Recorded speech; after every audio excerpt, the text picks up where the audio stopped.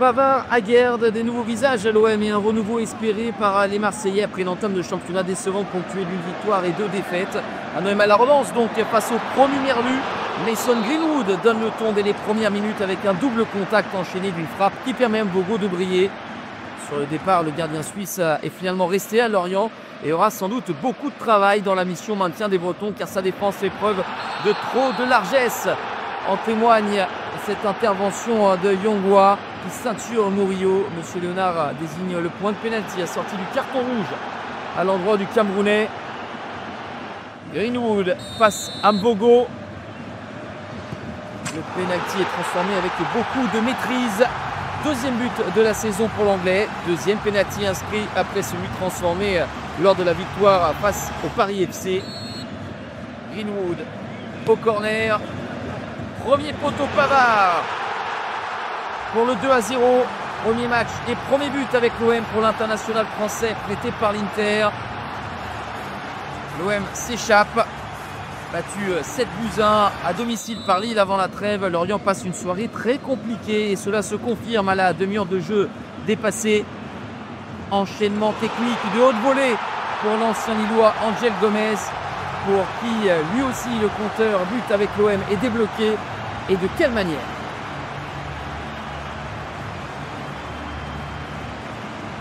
Davantage gestionnaire en deuxième période. Les hommes de Roberto De Zerbi vont accélérer en toute fin de match. Frappe de Naïef Aguerd est détournée par Bamo Meïté. 4-0. Le Marocain est ainsi le troisième buteur du soir à marquer pour la première fois sous la tunique phocéenne. 4-0 pour l'OM qui se rassure avant une semaine périlleuse avec le déplacement à Bernabéu face au Real, puis la réception du PSG.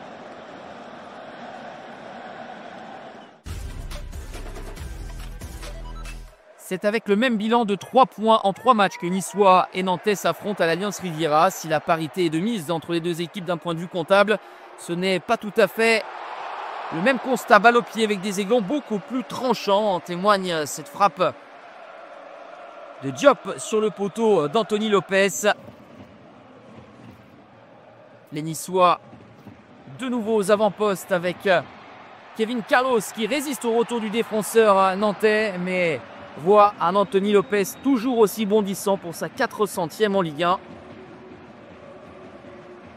Dominé en première période, les Canaries essayent d'exister davantage au retour des vestiaires, mais se heurtent à l'organisation niçoise. Récupération de Jérémy Boga. Le dragster ivoirien est lancé, ne sera jamais rattrapé.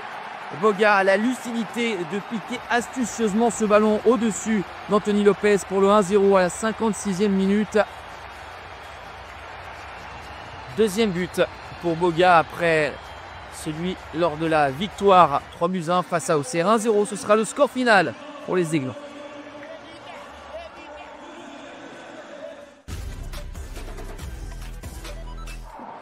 Sous une pluie battante à la baie des Champs, Auxerrois et Monégasques ont eu du mal à emballer la rencontre et mettre leur jeu en place en première période qui s'achemine sur un score nul et vierge. Une possibilité toutefois dans le temps additionnel avec Monaco qui va ouvrir le score. Takumi Minamino présent au deuxième ballon pour ouvrir le score. Deuxième but pour le Japonais après celui inscrit avant la trêve en toute fin de match. Lors du succès 3-2 face à Strasbourg.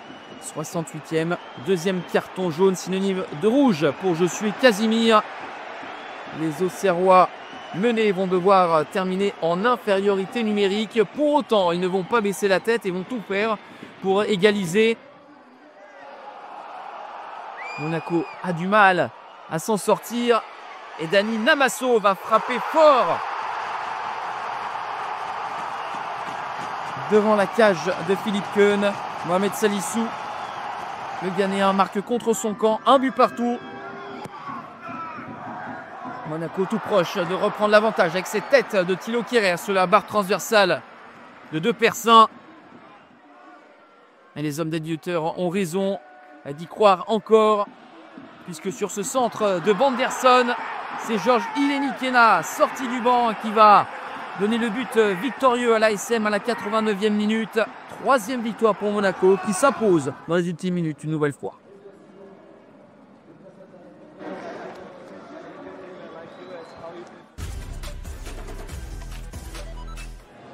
Toujours invaincu après 3 journées, Lille reçoit le TFC et se heurte en première période au bloc bas toulousain. Le deuxième acte voit les hommes de Bruno Genesio être un peu plus entreprenants. Olivier Giroud, comme à son habitude, vient plonger au premier poteau, mais but sur Guillaume Rest. Toulouse ne veut pas subir plus encore et va enfin sortir la tête de l'eau avec ce ballon dans la surface de réparation. La tête de Cresswell sur la barre transversale et Franck Magri a suivi pour l'ouverture du score à la 50e minute. Troisième réalisation pour le Camerounais, l'homme fort du TFC en ce début d'exercice. Magri, on le retrouve avec cette inspiration et ce lob lointain à la suite de l'erreur de relance de Chancel Bemba. Entré en jeu en fin de première période à la place d'Alexandro blessé. Ça ne passe pas très loin pour Magri. Peut-être tournant du match à 10 minutes de la fin, Alexis Vossa, le milieu de terrain de 17 ans qui a été buteur face au Paris Saint-Germain, se voit exclu par M. Stina pour cette faute. Et à la 90e minute, pénalty obtenu par les Lillois, transformé par Nabil Bentaleb. Le LOSC revient en toute fin de partie, mais il y a énormément de temps additionnel avec l'utilisation de la VAR notamment. Et Lille va en profiter. 8 minutes de temps additionnel. Le ballon de Sahraoui pour Mbappé. Ethan Mbappé se fait un prénom en marquant son premier but en pro, synonyme de 3e victoire consécutive pour le LOSC qui renverse le TFC.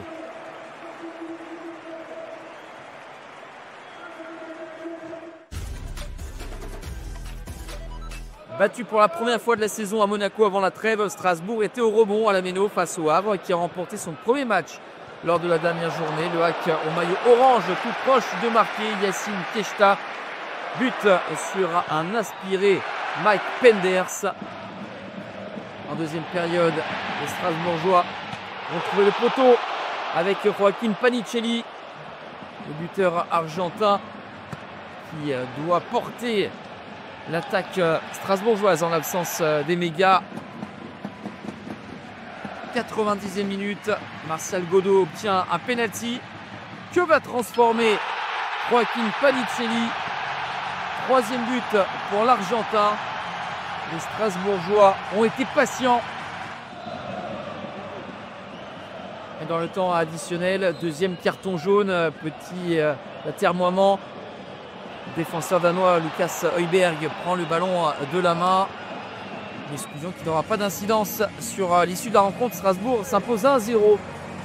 Et troisième victoire de la saison sur ce même score. Avant son entrée en lice en Ligue des Champions dans la semaine, le PSG voulait poursuivre son parcours sans faute en championnat face à Lens. La première occasion du match, elle est pour les 100 € avec Thauvin sur coup franc indirect. Lucas Chevalier répond présent. Malgré les absences de Doué et Dembélé blessés, il y a toujours du talent offensif disponible côté Paris Saint-Germain avec Bradley Barcola dont la frappe enroulée au quart d'heure de jeu ne laisse aucune chance à Omar Isser. Barcola, auteur d'un but avant la trêve contre Toulouse, une passe décisive et un but lors des 2 matchs de l'équipe de France, est en grande forme. Il signe un doublé avec cette frappe ras du poteau. 2-0, un PSG solide s'impose en maîtrise et reçu 4 sur 4 en Ligue 1 avant de se rendre à Marseille dans une semaine.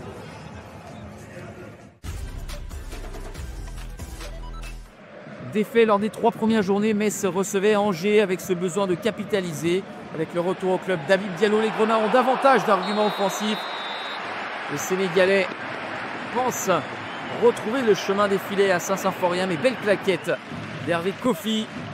Le gardien burkinabé ne pourra rien face à Jean-Philippe Jbamin qui à bout portant ouvre le score. L'international ivoirien à la 14e minute. Metz, à l'heure de jeu dépassée, a la possibilité de s'échapper. Diallo face à Kofi. Hervé Kofi se rattrape du penalty qu'il avait concédé en se déployant devant Habib Diallo. C'est peut-être le tournant du match puisqu'au lieu de mener 2-0, les Messins sont désormais à la merci d'Angevin qui jettent leur dernière force dans la bataille. Très bon centre et cette reprise à bout portant de Prosper Peter. Jonathan Fischer, le gardien danois, auteur d'une intervention étonnante de la tête. Et à la 90e minute, monsieur Millot a besoin de l'assistance vidéo pour prendre ses décisions et accorder un penalty au SCO. C'est à cette faute sur Belkebla. Avec beaucoup de sang-froid et de maîtrise, Abdelli transforme un partout, score final. Premier point de prix pour le FC Metz, mais plutôt le sentiment d'en avoir perdu 2 au vu de la physionomie.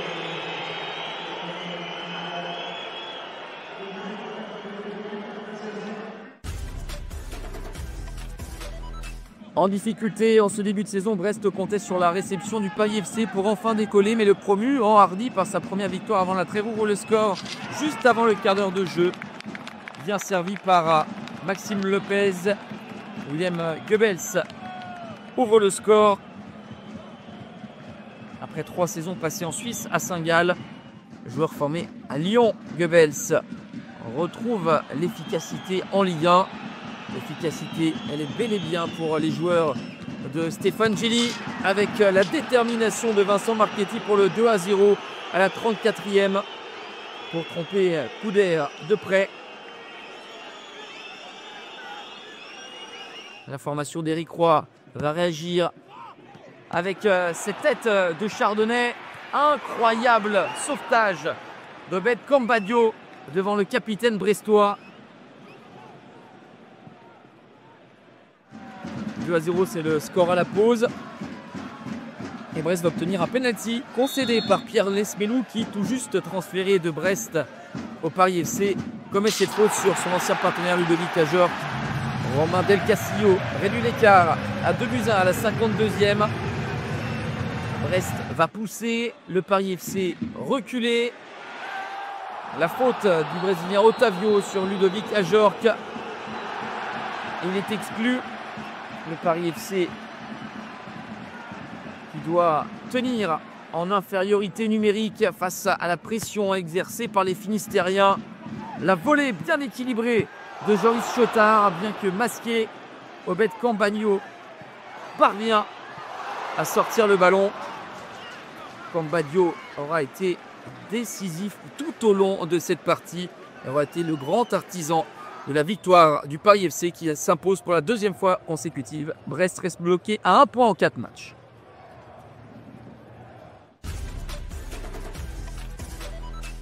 Seule équipe avec le PSG à avoir réalisé le carton plein après 3 journées, Lyon se rendait à Rennes avec l'intention de poursuivre la cadence et surtout la qualité de jeu véhiculée jusqu'alors. Les Lyonnais ouvrent le score à la 14e minute grâce à Corentin Tolisso suite au centre de Maitland Nice. 2e but pour le capitaine lyonnais qui aura à se projeter faute d'avant-centre désormais après le départ de Georges Mikotadze. Paulo Fonseca réaligne le même 11 que celui qui s'est imposé avant la trêve contre l'OM avec notamment Thaïs Mera qui a une balle de 2-0 mais est en échec face à un Brice Samba impérial. Le gardien rennais empêche l'OL de faire le break. 1-0 à la pause pour les Gones.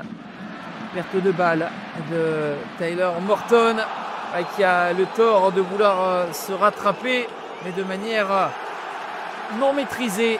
Carton rouge pour l'ancien de Liverpool à un quart d'heure de la fin. L'OL va dès lors rentrer en résistance. Mais Rennes va pousser et va finir par égaliser de manière un petit peu confuse, mais ça termine bien au fond des filets de Rémi Descamps. Ce but d'Anthony Rouault. À 10 minutes de la fin, les hommes d'Habib Bey recollent. Il reste encore beaucoup de temps. Et Mohamed Meïté, le long de ligne, se joue de Kluivert, frappe fort, c'est détourné. Et la réussite maximale pour les Rennais qui passent devant. Après 3 minutes de temps additionnel, 2-1. Manque de réussite pour les Lyonnais qui vont encaisser Un dernier but, le centre d'Eltamari pour Meïté, plus haut que tout le monde. 3-1. L'OL qui n'avait pas encaissé de but avant cette journée en concède 3 en 15 minutes et subit sa première défaite. Rennes se relance avec ce deuxième succès à domicile.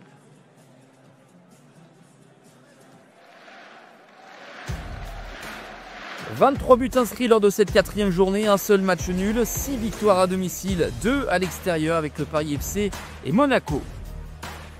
Le Paris Saint-Germain prend seul les commandes du championnat avant d'aller à Marseille lors de la 5e journée. Lille, toujours invaincu, est 2e, suivi du trio Monaco, Lyon et Strasbourg. Dans la deuxième moitié, 4 équipes comptent 3 points avec Le Havre, Nantes, Auxerre et Lorient. Brest et Metz sont à 1 point.